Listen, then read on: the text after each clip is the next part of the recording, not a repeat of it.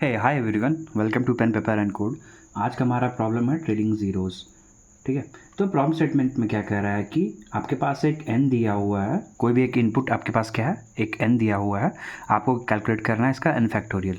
तो just in case आप नहीं जानते हो कि फैक्टोरियल का मतलब क्या होता है, तो कोई भी नंबर अगर मेरे पास एन दिया हुआ है, ये फैक्टोरियल हो गया उसका, इसका मतलब क्या हो जाता है 1 इंटू 2 इंटू 3 इंटू ऐसे करके जितने भी नेचुरल नंबर्स हैं एन तक के, उनको हमको मल्टीप्लाई कर लेना, उसका जो भी आउटपुट होगा वो इसका फैक्टोरियल हो गया। ठीक है, तो मान लो कि मेरा 5 दिया हुआ है। ठीक है, तो इसको 5 का फैक्टोरियल क्या होगा मेरा 1 इंटू 2 इंटू 3 इंटू 4 इंटू 5। ठीक है, जिसका वैल्यू मेरा आ जाएगा कितना 20 60 120, राइट। तो 5 फैक्टोरियल का वैल्यू होता है 120। ठीक है, तो फैक्टोरियल ये है, तो हमको कह रहा है कि कोई मेरे पास वैल्यू n दिया हुआ है, उसका हमको फैक्टोरियल निकालना है और उसमें बताना है कि ट्रेलिंग ज़ीरोज़ क्या है। ट्रेलिंग ज़ीरोज़ का मतलब क्या हो गया कि अगर कोई भी वैल्यू हम लोग निकाल रहे हैं फैक्टोरियल का, तो उसके एंड में कितने ज़ीरोज़ है। यहाँ पे मान लो ट्रेलिंग ज़ीरो का वैल्यू मेरा क्या होगा 1। ठीक है, क्योंकि एक ही ज़ीरो है।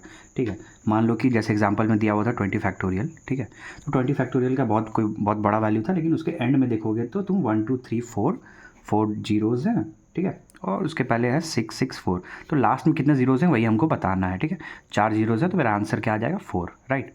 अच्छा, तो तुम सोच रहे हो कि बहुत इजी प्रॉब्लम है, हम लोग इनपुट एन ले लेंगे। ठीक है, और उसको क्या करेंगे कि फॉर लूप लगा के या कोई भी लूप लगा के हम लोग मल्टीप्लाई कर लेंगे एन तक, और जो भी आउटपुट होगा दे देंगे। ठीक है, तो तुम एक कॉन्सेप्ट जानो कि हमारा सी प्लस प्लस में लिमिटेशन है। तुम जब भी कोई भी एक डेटा टाइप लेते हो ना, जब भी कोई एक डेटा टाइप लोगे तो उसका फिक्स वैल्यू होता है, राइट।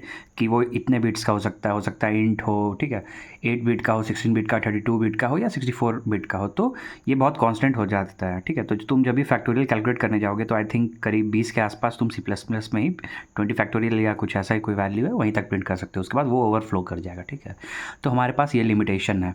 तो जस्ट इन केस अगर तुम कभी भी कोई फैक्टोरियल निकालना चाहते हो बड़े नंबर्स का, तो उसमें हम लोग क्या यूज़ करते हैं कि हम लोग मल्टीप्लाई करेंगे, बट वैल्यूज़ को क्या करेंगे एक एरे में स्टोर कर लेंगे। ठीक है, और हर वैल्यू का जो भी डिजिट्स होगा वो एक पर्टिकुलर इंडेक्स पे रखेंगे। मान लो 120 लिखना होता है तो हम लोग रख लेते हैं 120। ठीक है, पर ऐसे करके इम्प्लीमेंट कर सकते हैं, पर इस प्रॉब्लम में ये सब इतने झंझट करने की ज़रूरत नहीं है।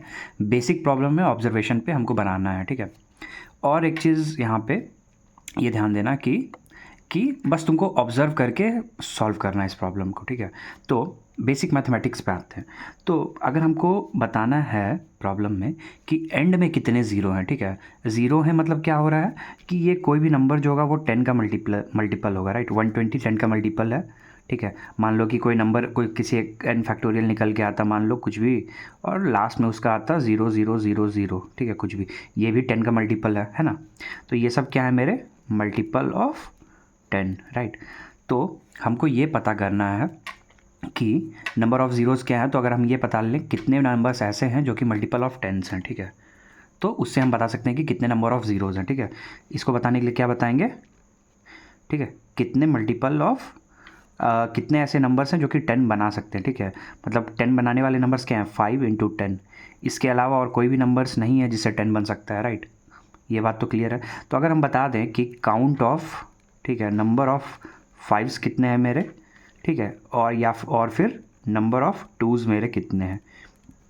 ठीक है, यही दोनों मिलकर 10 बनाएंगे। अब 10 से जो भी नंबर बनेगा वो ये बन जाएगा। ठीक है, मान लो एग्जांपल मेरा कोई नंबर ऐसा आया होता 1400, भले ही 4 है, लेकिन तुम देखोगे कि लास्ट में इसका क्या है, ये 14 इंटू 100 लिख सकते हैं ना, राइट, जो कि लिख सकते हैं 14 इंटू 10 का स्क्वायर।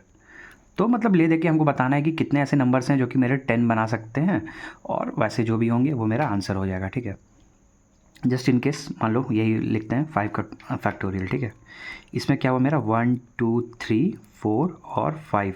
हमको पता था मेरे पास एक 5 है एक 2 है, तो ये दोनों तो 10 बना देगा, राइट। तो ये मेरा सिंपल एज दैट। ठीक है, तो यहाँ पे मेरा आगे आंसर क्या आ गया मेरा 1, राइट।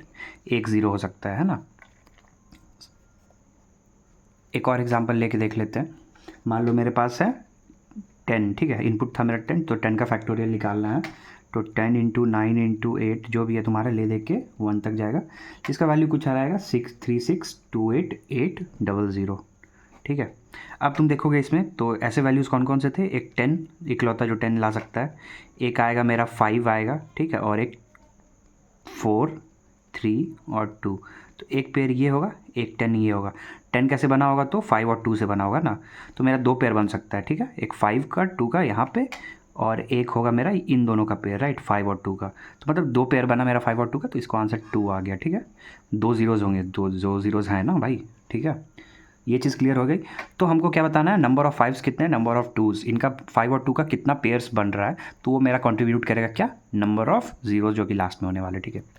अच्छा, अब इसमें एक चीज़ ध्यान दो, क्या इन दोनों को काउंट करने का ज़रूरत है? क्या हम लोग सिर्फ 5 से काउंट करें तो काम चलेगा? चलो एक बार चेक करते हैं। तो जब भी कोई नंबर आएगा तो हमको बताना है कि 5 का काउंट क्या है उस फैक्टोरियल में, ठीक है, और 2 का काउंट क्या है। तो जब भी मेरा 5 आएगा तो एक 2 तो रहेगा ही। क्यों? उसका रीज़न देखो, क्योंकि 2 किसी भी नंबर में कब होगा? अगर वो 2 से डिविजिबल है। तो अगर 5 ऑड रहेगा तो उसके पहले वाला जो भी नंबर रहेगा सब क्या होगा? इवन। इवन होगा तो उसमें 2 रहना ही है, चाहे 5 ले लो, या फिर मान लो कोई नंबर लेते हैं हम लोग 100 का फैक्टोरियल, ठीक है। तो 100 इंटू 99 इंटू 98, तो हमेशा एक ऑड के बाद एक इवन तो रहेगा जिसमें 2 रहेगा ही रहेगा। तो इन शॉर्ट हम ये कहना चाह रहे हैं कि 5 का काउंट के साथ साथ 2 का काउंट देखने का कभी ज़रूरत नहीं है। उसके पहले वाला 5 के वैल्यू के पहले वाला जो भी वैल्यू रहेगा वो ऑब्वियसली 2 से डिविजिबल रहेगा, मतलब उसमें 2 इंक्लूडेड रहेगा, राइट। तो हम लोग सिर्फ क्या देखेंगे भाई? सिर्फ हम लोग पता करते हैं तुम्हारा नंबर ऑफ़ 5s क्या है, ठीक है। इस पूरे वैल्यू में हम लोग लूप करेंगे, उसमें देखेंगे कि 5 का काउंट कितना है, ठीक है, ओवरऑल, और जो होगा वही मेरा आंसर कंट्रीब्यूट करेगा कि कितने ज़ीरोज़ मेरे होने वाले हैं, ठीक है। आई होप ये चीज़ क्लियर होगा तुमको। आइडिया मिला तो एक बार खुद से ट्राई करो कोड इम्प्लीमेंट करने का, बहुत सिंपल सा कोड है। अगर नहीं कर पा रहे हो तो नेक्स्ट सेक्शन में मूव करो, हम लोग वहाँ पे कोड करते हैं, इसको समझते हैं कि इम्प्लीमेंटेशन कैसे होगा, ठीक है। ट्राई करो खुद से, चलो ठीक है। चलो, तो कोड में क्या करते हैं हम लोग? अपना हेडर फाइल इंक्लूड कर लेंगे, हैश इंक्लूड BITS वाला हम लोग stdc++.h, इससे सारे हेडर फाइल्स इंक्लूड हो जाएंगे मोस्टली, ठीक है। यूजिंग कर लेते हैं हम लोग नेम स्पेस स्टैंडर्ड, ठीक है, नेम स्पेस है SP है।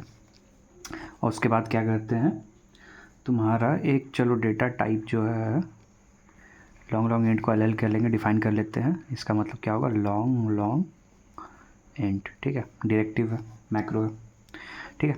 अब क्या करते हैं अपना मेन वाला फंक्शन बनाते हैं, इंट मेन, ठीक है। चलो, यूज़र से हमको क्या लेना था? इनपुट, उसके लिए LL एक n बना लेते हैं, ठीक है। यूज़र से इनपुट ले लेते हैं कि n फैक्टोरियल हमको कैलकुलेट करना है। कैलकुलेट नहीं करना है भाई, ध्यान रखना है, जो हम लोग डिस्कस कर चुके हैं, ठीक है। अच्छा, और क्या क्या चीज़ का ज़रूरत पड़ेगा? तो हम लोग एक आंसर बना लेते हैं जिसको काउंट करने के लिए कि एक्चुअल कितने 5s हैं मेरे पास, ठीक है। और एक 5 बना लेते हैं, किस लिए? तो दिखाते हैं थोड़ा सा। 5, ठीक है, इसको अभी इनिशियलाइज़ करो, इसका मतलब हम बताते हैं बाद में। और एक मल्टीप्लाई जब करने वाले हैं उसको, ठीक है, उसको 1 से करते हैं, ठीक है। तो मेरा आइडिया क्या रहने वाला है ना, कि हम लोग क्या करेंगे कि 5 से शुरू करेंगे, ठीक है। देखेंगे कि कहाँ कहाँ जा सकते हैं, मतलब 5 के बाद क्या आएगा? 10, जिसमें 5 रहता है, फिर 15 आता है, तो ये n तक जाके हम लोग चेक करेंगे कि 5, 10, 15 ऐसे करके कितने वैल्यूज़ तक जा सकते हैं। तो करंट वैल्यू जो चेक करेंगे उसको 5 कह रहे हैं, कितना से मल्टीप्लाई कर रहे हैं, मतलब 5 इंटू 1 करेंगे, 2 करेंगे, 3 करेंगे, तो वो मल्टीप्लाई वाला वैल्यू रहेगा, ठीक है। कहाँ तक जाना है? n तक जाके हमको चेक करना है, तो बस वही है, ये दोनों चीज़ें हैं। अच्छा, तो एक लूप चला लेते हैं हम लोग का। लूप का कंडीशन क्या रहेगा? 5 जो है वो should be less than equal to n, ठीक है। चलो बहुत अच्छे। अब क्या करेंगे कि आंसर होगा उसको प्लस करेंगे इक्वल टू, एक अपना कोई फंक्शन बना लेते हैं काउंट बोल के, और उसमें 5 जो भी अभी करंट है उसको भेजेंगे। तो ये बताएगा कि इट्स पर्टिकुलर नंबर में, मान लो 10 है, 10 में एक 5 होगा, ठीक है। 15 है तो 15 में कितने 5 होने वाले, तो वो कैलकुलेट करके ये हमको देगा, ठीक है। चलो, उसके बाद क्या करेंगे? मल्टीप्लाई वाला जो वैल्यू है उसको प्लस प्लस कर लेंगे, मतलब 1 से मल्टीप्लाई करेंगे, फिर 2 से करेंगे, 3 से करेंगे, तो वो है, ठीक है। और 5 को फिर क्या करते हैं? इंक्रीज़ कर लेते हैं, 5 इक्वल टू 5 इंटू तुम्हारा मल्टीप्लाई का जो भी वैल्यू है, ठीक है। ये फॉर लूप को बंद करो, आंसर जो भी तुम्हारा कैलकुलेट हुआ है लास्ट में उसको क्या करो तुम? प्रिंट कर लो, है ना, सिंपल एज दैट। रिटर्न करो और ये मेन फंक्शन को बंद कर लो, ठीक है। चलो, मतलब मेरा ये कंप्लीट हो चुका है मेन फंक्शन। अब ये जो काउंट वाला फंक्शन जो हम लोग अभी बात कर रहे थे उसको हम लोग इम्प्लीमेंट करते हैं, ठीक है। तो रिटर्न टाइप एल एल ही रख लो इसका, एक काउंट है, ठीक है, इसमें एल एल एक एन कह लेते हैं। तो जो आंसर कैलकुलेट करने वाला है उसको अगेन आंसर का नाम देते हैं इक्वल टू 0, ठीक है। अब क्या करो, एक वाइल लूप चलाओ जब तक कि मेरा नंबर 5 से डिविजिबल है, ठीक है, जितने 5 से उनको निकालना है इससे, ठीक है। तो इसको क्या करो, आंसर प्लस प्लस कर लो और n modulo divide equal to 5, ठीक है, 5 से डिवाइड करो और रिटर्न कर लो तुम आंसर को, सिंपल एज दैट, ठीक है। ये काम कैसे कर रहा है ये समझो। मान लो n का वैल्यू जो है मेरा वो आ गया तुम्हारे पास 25, ठीक है, आया यहाँ पे n मॉड्यूलो 5 इक्वल टू 0, हाँ ठीक है बहुत अच्छे। तो क्या कर रहा है ये, तो आंसर को कर लिया इसने 1, ठीक है, n डिवाइड इक्वल टू 5, तो अब 25 का वैल्यू हो गया 5, फिर से ऊपर गया n मॉड्यूलो 5 इक्वल टू 0, 5 से भी डिवाइड हो सकता है, हाँ, आंसर का वैल्यू हो गया 2, n डिवाइड इक्वल टू 5, 5 का वैल्यू हो गया 1, अब डिवाइड नहीं हो सकता। तो मैं हमको पता चला कि इसमें मेरे 2 5s हैं इंक्लूड, ठीक है। आई होप ये चीज़ क्लियर होगी तुम्हें। चलो मान लो वही n का वैल्यू अगर रहता 100 आते, आंसर का वैल्यू अभी करंट क्या रहेगा, अभी ये 0, ठीक है। चलो अच्छा, मॉड्यूलो 5 इक्वल टू 0, हाँ भाई हो रहा है, तो अंदर आओ, ठीक है, आंसर को अब क्या बनाओ 1, n को डिवाइड करो 5 से, कितना हो गया मेरा 20, फिर से ऊपर आओ, मॉड्यूलो 5 इक्वल टू 0, हाँ अभी भी हो रहा है, तो नीचे आओ, आंसर का वैल्यू हो गया 2, इसको 5 से डिवाइड करो 4, अच्छा अब इसके अंदर और कोई भी 5 नहीं बचा, तो 100 के अंदर मेरे 2 5s हैं, वो दोनों मेरे निकल गए और जो भी 5 आया वो यहाँ पे ऐड हो गया, ठीक है, आंसर में। आई होप ये चीज़ पूरा क्लैरिटी है, कोड कैसे इंप्लीमेंट कर रहे हैं हम लोग हर बार जाके देख रहे हैं लास्ट तक कि कितने 5 हैं मेरे, ठीक है, कितने 5 निकल सकते हैं। अगर n का वैल्यू 100 होता तो इसके अंदर कितना 5 है इस पर्टिकुलर 100 में, अगर 50 है, ठीक है, तो उसके अंदर कितना 5 है मेरा, वही हम लोग कैलकुलेट कर रहे हैं इस फंक्शन के थ्रू, ठीक है। कोड कॉम्प्लेक्सिटी देखते हैं, चलो। तो कोड कॉम्प्लेक्सिटी में मेनली क्या हम लोग देखते हैं, हमेशा वाला टाइम कॉम्प्लेक्सिटी मेरा क्या है और मेरा स्पेस कॉम्प्लेक्सिटी क्या है, राइट, ठीक है। चलो ये सारा कुछ कैलकुलेट नहीं करेगा, तुम जानते हो टाइम कॉम्प्लेक्सिटी में ये एक फॉर लूप है, तो इसके लिए देखते हैं। फॉर लूप में क्या है कि मान लो कि n तक जाना है, ठीक है, तो कि मान लो कि 5 है, k आइट्रेशंस लगा होगा, ठीक है, इक्वल टू n, मतलब k आइट्रेशंस के बाद हम लोग n तक पहुंच गए, ठीक है। तो हर बार हम लोग क्या कर रहे हैं, 5 था, 10 था, फिर 15 था, जंप था, तो ये जंप ले रहे हैं ना 5 5 5 का, ठीक है।